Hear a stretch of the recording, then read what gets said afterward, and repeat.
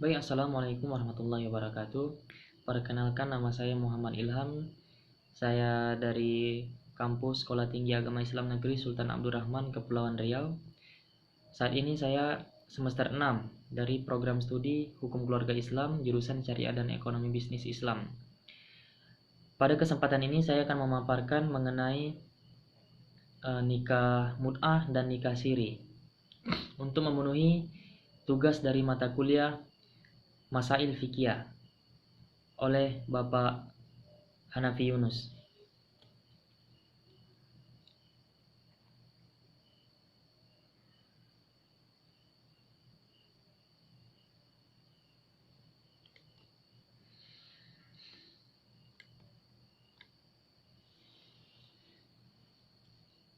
Nikah kontrak dalam bahasa Arab disebut dengan istilah mut'ah dari kata dasar tamattu. Berdasarkan istilahnya, mut'ah adalah kondisi pernikahan di mana laki-laki menikahi seorang perempuan dengan sejumlah harta tertentu dan dalam jangka waktu tertentu.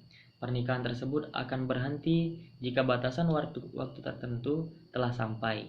Maka secara otomatis pernikahan tersebut dibubarkan. Dalam pernikahan ini tidak ada nafkah setelah masa iddah.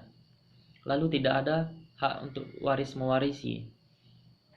Dan sedangkan hukumnya sendiri, para ulama, jumhur ulama mengharamkan nikah mut'ah secara mutlak karena terdiri dari kalangan para fuqaha sahabat seperti Ibnu Umar, Ibnu Abi Umrah Al-Ansari, dan kalangan fuqaha adalah Imam Abu Hanifah, Imam Malik, Imam Syafi'i, Imam Ahmad bin Hambal dan lain-lain itu telah mengharamkan nikah mut'ah tersebut. Adapun dalil yang dipegang adalah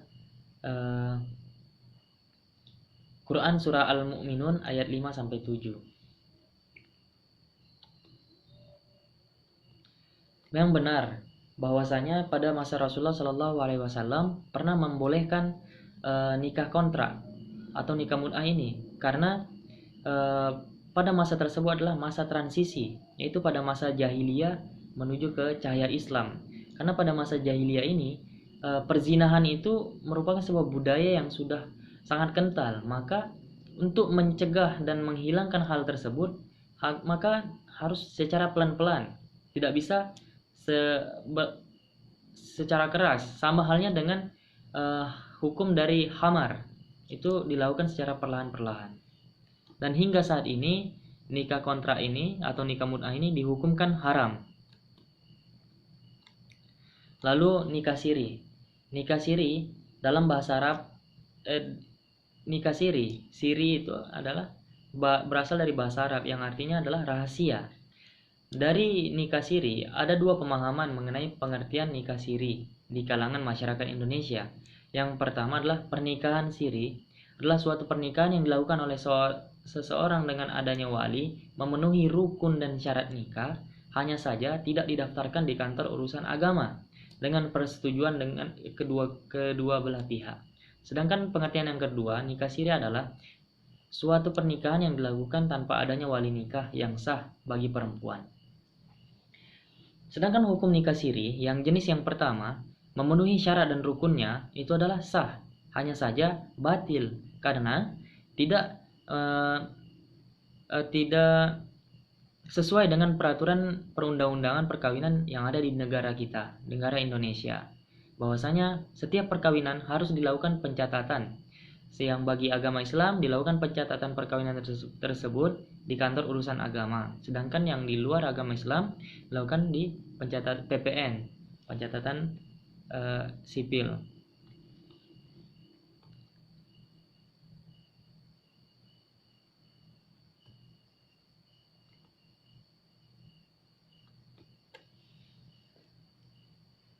Jadi sudah jelas bahwasanya kedua pernikahan tersebut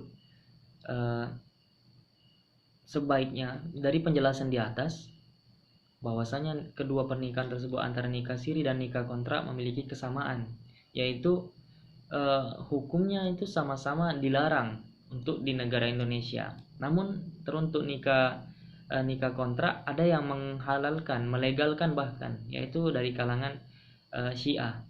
Hanya saja di Indonesia tidak membenarkan hal itu, karena telah mengatur tentang perkawinan ini di dalam Undang-Undang Perkawinan, Peraturan Perundangan Perkawinan tahun 1974, bahwasanya pernikahan itu adalah harus dicatat sesuai dengan keyakinan agama masing-masing, lalu dilakukan pencatatan perkawinan di kantor KUA untuk umat Islam. Sedangkan untuk umat selain Islam itu dilakukan pencatatan di negeri sipil.